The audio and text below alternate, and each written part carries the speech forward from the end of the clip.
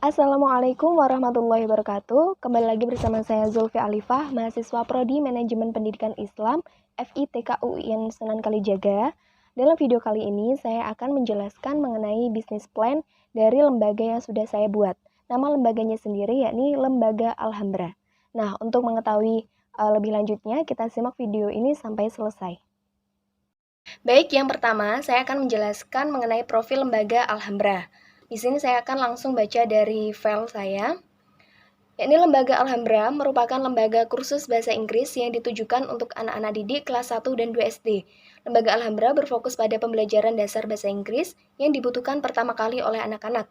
Hal ini dikarenakan sekolahan pada masa pandemi hanya masuk 1-2 kali dalam seminggu, yang akhirnya membuat orang tua cemas akan kebutuhan keilmuan anak-anaknya dan kecenderungan anak-anak yang lebih banyak bermain tanpa adanya pelajaran yang masuk. Oleh karena itu, diperlukan pembelajaran tatap muka dengan membatasi jumlah peserta didik dan tetap menerapkan protokol kesehatan. Di Lembaga Alhambra, peserta didik disiapkan untuk memiliki kemampuan berkomunikasi dalam bahasa Inggris untuk berbagai keperluan, seperti sosialisasi, dalam bidang keilmuan, dan untuk meneruskan ke jenjang berikutnya, dan tak lupa juga untuk diaplikasikan di kehidupan masing-masing. Yang kedua, saya akan menjelaskan mengenai visi, misi, dan tujuan dari Lembaga Alhambra. Visi Lembaga Alhambra unggul dalam pendidikan dan keterampilan berbahasa, disiplin inovatif, kreatif, dan menyenangkan dengan lulusan yang mampu bersaing secara global. Visi Lembaga Alhambra, 1. Membekali peserta didik dalam pendidikan dan keterampilan berbahasa Inggris tingkat dasar secara intensif dan efektif.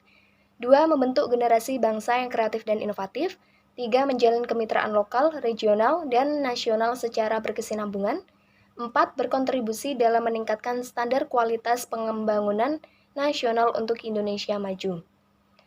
Tujuan Lembaga Alhambra, 1. Terwujudnya Lembaga Alhambra sebagai lembaga kursus dan pelatihan bahasa Inggris non-formal yang profesional. 2. Terwujudnya lembaga pendidikan ini ditujukan untuk memenuhi standar pendidikan nasional dan mampu menghasilkan lulusan yang berkompetensi dalam keterampilan bahasa Inggris secara mahir dan profesional. Yang ketiga, menjadikan Lembaga Alhambra sebagai lembaga yang aktif menjalin kerjasama produktif dengan masyarakat dan selalu berinovasi pada kemajuan manajemen dan sistem pendidikan yang berstandar nasional. Yang keempat, mencetak generasi Indonesia yang berintelektual tinggi, baik di bidang pengetahuan umum maupun di bidang agama. Yang ketiga, ada keunggulan dari Lembaga Alhambra.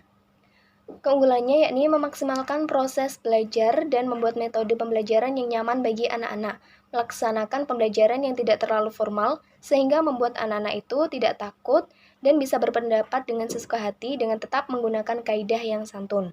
Menulis, menggambar, menyanyi, menghafal vocabulary yang dibungkus dengan santai menjadi andalan dalam belajar bahasa Inggris yang menyenangkan bagi anak. Selanjutnya, ini saya akan menjelaskan mengenai marketing plan dari Lembaga Alhambra.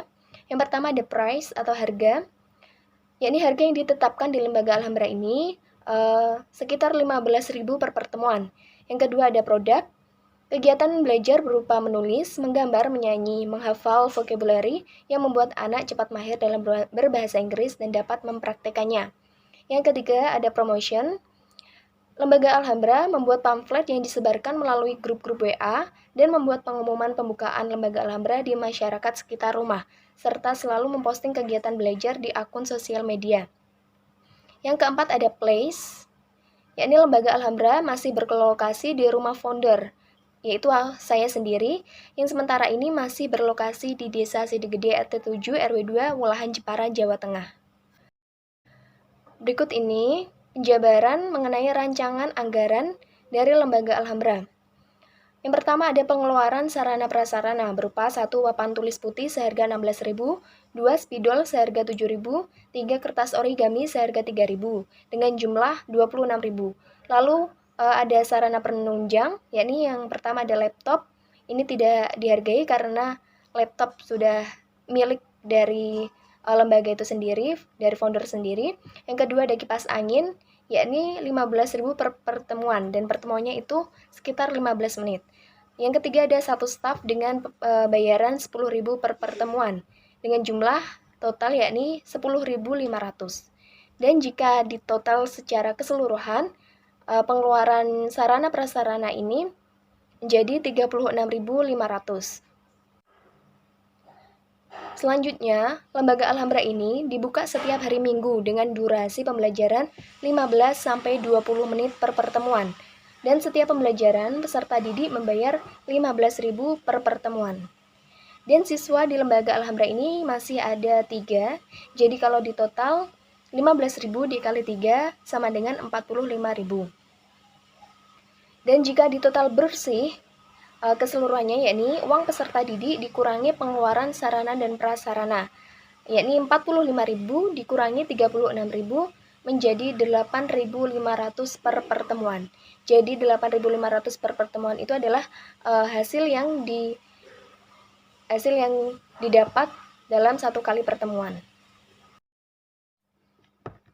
Nah, itu tadi merupakan penjelasan saya mengenai bisnis plan yang saya terapkan di Lembaga Alhambra. Semoga apa yang saya jelaskan dapat bermanfaat bagi para pendengar, dan saya sangat menerima kritik dan saran dari teman-teman sekalian.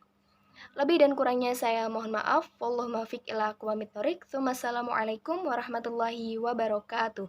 Sampai jumpa lagi.